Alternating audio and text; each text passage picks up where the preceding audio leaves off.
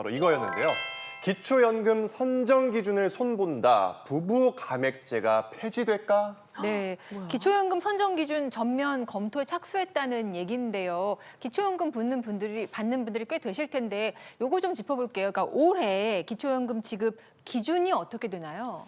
네, 기초연금 우리가 생각했을 때 생각하는 것이 바로 이거죠. 국민연금의 사각지대를 보완하기 위해서 나온 거고요. 또 하나 정말로 이제는 노령 인구가 많아지잖아요. 기초 생활에 대해서 보장하기 위해서 이 기초연금이 2014년도부터 이제 나온 현금성 복지 제도입니다.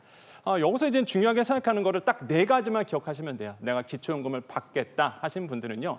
첫 번째, 만 65세 이상이어야 된다는 거 좀 말씀을 드리겠고, 또 하나가 이제는 당연히 대한민국 국적이어야 되고, 또 하나가 대한민국에 또 살고 계셔야 됩니다. 네. 마지막으로 소득 금액 70% 이하 이렇게 많이 알려져 있는데 정확히 말하면 소득 70% 이하가 아니라 소득 인정액 70% 이하다 이렇게 좀 인정? 기억을 하셔야 돼요. 왜냐하면 소득 인정액은 뭘까요?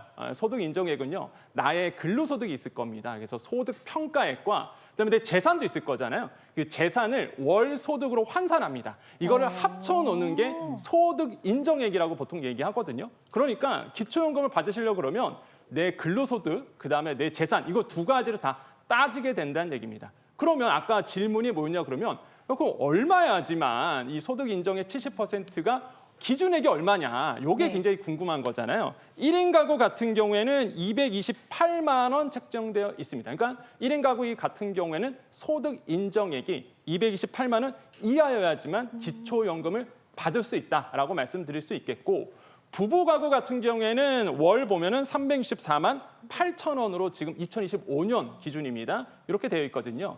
부부 가구는 저 금액보다 낮아야 된다는 거죠. 그럼 얼마를 받느냐? 최소 34,250원을 받게 되고요. 최대 34만 2,510원을 받게 됩니다. 그래서 올해의 기준이다라고 말씀을 드리겠습니다. 네, 기초연금의 선정 기준을 개편하겠다. 이 얘기는 기존에 어떤 문제가 있었으니까 이걸 바꾸겠다라는 얘기 아니겠습니까? 개편 취지가 어떻게 될까요? 그렇죠. 정말 필요한 사람에게 주겠다.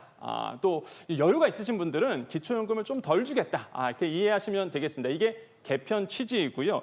예를 들어 보겠습니다. 이제 공시지가로 인해서 집이 좀 오른 분들이 있습니다. 그런데 아까 말씀드렸잖아요. 소득 인정액은 내 뭐 근로소득이라든지 아니면 재산 평가액도 들어가다 보니까 난 집 한 채 그냥 하나 있고 소득은 아무것도 없는데 집 한 채 있는 것만으로 기초연금에서 탈락되는 경우가 있거든요. 나는 소득이 전혀 없습니다. 노령 너무 힘들어요. 자, 이런 분들이 좀 생기거든요. 이런 분들을 위해서 이제는 근로소득이 없고 평가를 좀 조정하겠다라는 얘기예요. 그래서 실제적으로 이제 노령의 복지를 위해서 이제는 좀 기준점을 바꿔나가겠다는 것이 이번에 이제는 개편의 취지라고 이해하시면 되겠습니다. 네. 아니 제가 언제 그 기사를 한 거 본 것 같은데 어떤 어르신 부부인데 부부 소득이 700만 원이 넘는데 기초연금을 받는다는 거예요.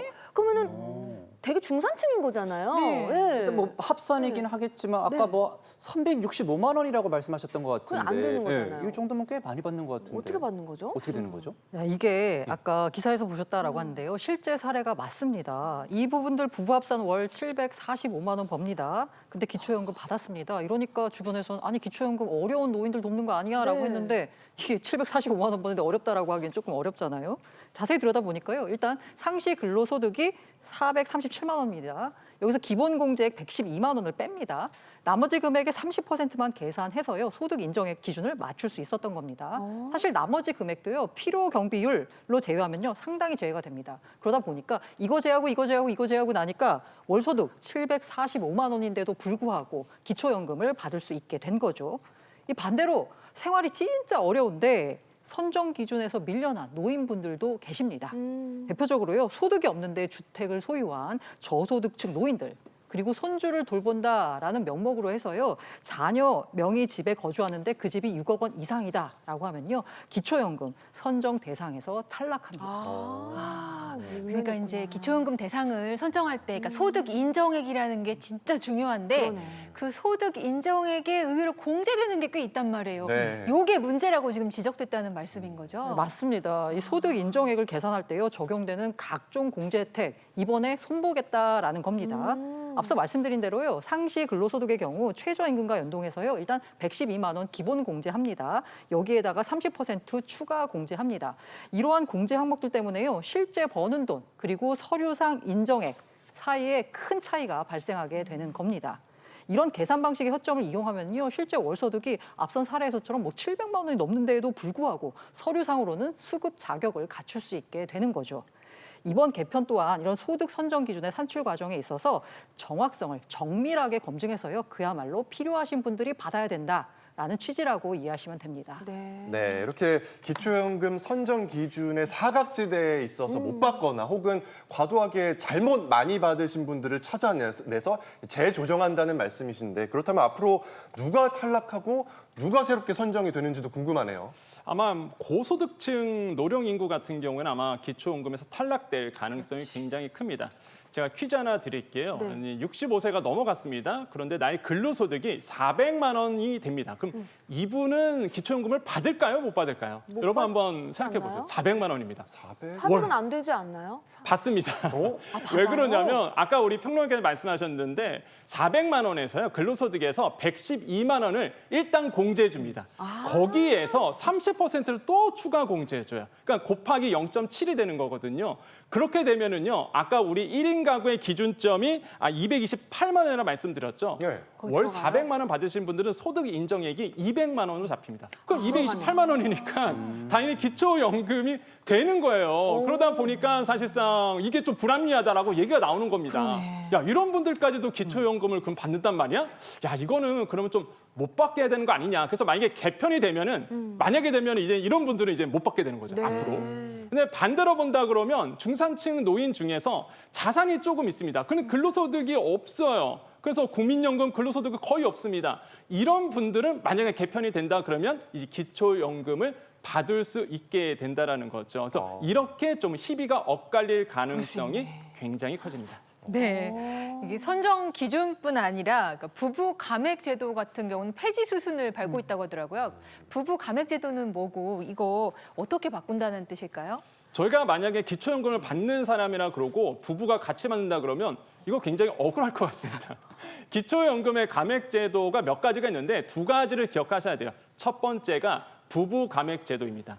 그게 어떤 뜻이냐면 두 분 다 기초연금을 받는 거예요. 그러면 나라에서 이렇게 생각합니다.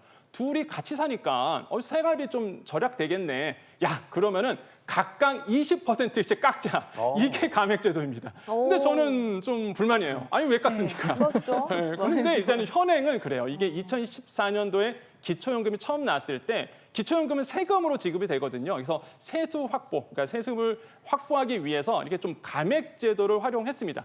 그런데 이게 워낙 말이 많다 보니 그래서 이제 현 정부가 이거에 대해서 좀 개편안을 내놨는데 2027년 되면은요 소득하위 40%이신 분들은 20% 감액이 아니라 10%만 감액을 하고 더 나아가서 2030년 되면은 이거 아예 감액제도 없애버리자라고 정부가 지금 계획 중에 있습니다. 저 그리고 이것도 좀 궁금합니다. 이 국민연금을 받는 액수가 이제 기준 이상으로 크면 기초연금을 못 받는 경우도 발생한다고 진짜요? 들었는데 네. 그런 경우도 아니 그러면은 국민연금은 정말 제가 기꺼이 내고 있지만 따박따박 내는데 그 기초연금 깎으려고 내가 내는 건 아닌데 이러면 억울하시죠. 역차별이다라고 생각하는 사람도 있더라고요. 아, 사람이 있구나. 그런 사람이 있더라고. 본인 얘기가 아니라. 아니요, 저는 역차별이라고 생각합니다. 소신발언. 저는 그렇게 생각해요. 아니 국민연금을 냈다고 그래서 그리고 많이 냈다고 그래서 기초연금을 지금은 깎고 있거든요. 제가 기초연금 할 때 감액제도 두 가지를 좀 기억하라고 했죠. 첫 번째가 부부 감액이었고요. 또 하나는 국민연금 수급에 따른 기초연금 감액제도입니다. 이게 뭐냐 그러면 이 국민연금을요. 이제는 기준연금 금액의 150% 그러니까 기초연금의 150%인데 이게 보니까요. 51만 3,750원이거든요. 국민연금을 요 금액보다 많이 받는다. 그러면요. 기초연금을 최대 50%를 깎아버립니다. 그러니까 이게 사실상 국민연금 내가 열심히 보험금 내서 나오는 건데 이거 많다고 그래서 기초연금을 깎아? 이렇게 좀 불만이 나올 수밖에 없고 이게 형평성 문제까지도 불거지고 있거든요. 그래서 아마 정부도 이걸 고민하고 있고요. 아직 명확한 가이드라인은 나오지 않았지만 시간이 갈수록 이 부분도 아마 정부가 신경 쓰지 않을까라고 생각을 해보겠습니다. 네.